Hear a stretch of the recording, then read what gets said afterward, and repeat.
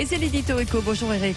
Bonjour Cécile, bonjour Patrick. Les taux d'épargne des Français continuent de s'envoler. Eric, il y a des sujets d'angoisse dans notre société, mais par précaution, on a l'impression que nos concitoyens ne cessent de remplir en quelque sorte leur bas de laine, non ? Oui, c'est exactement ça. J'ai envie de dire, dis-moi quel est ton niveau d'inquiétude en l'avenir, je te dirai quel est ton niveau d'épargne. Jamais, sans doute, les Français n'ont été aussi inquiets de leur avenir.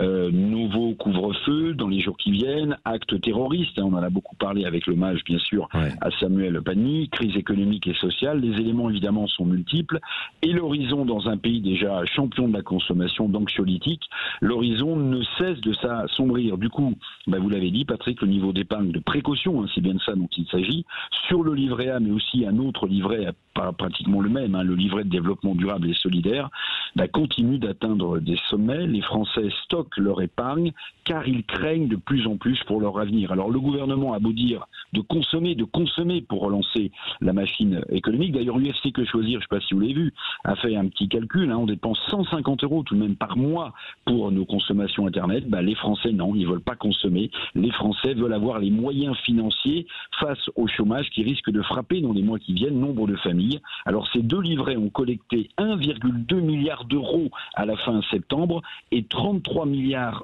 cumulés sur les 9 premiers mois de 2020. Alors certes, il y a un ralentissement net de l'accumulation d'épargne ces derniers mois. C'est peut-être le signe d'une baisse également du pouvoir d'achat. C'est pas bon signe. Oui, l'indicateur d'épargne comme un indicateur des Français face à l'incertitude dans leur avenir, évidemment. Vous y croyez réellement, Eric, ou pas ?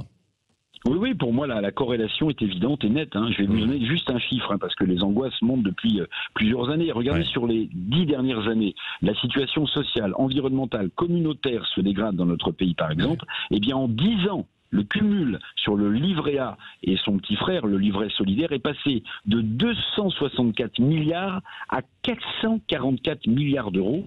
Le phénomène est d'autant plus spectaculaire que la rémunération, par exemple, sur le livret A ne cesse de baisser. C'est dire si les Français, évidemment, sont angoissés par leur avenir.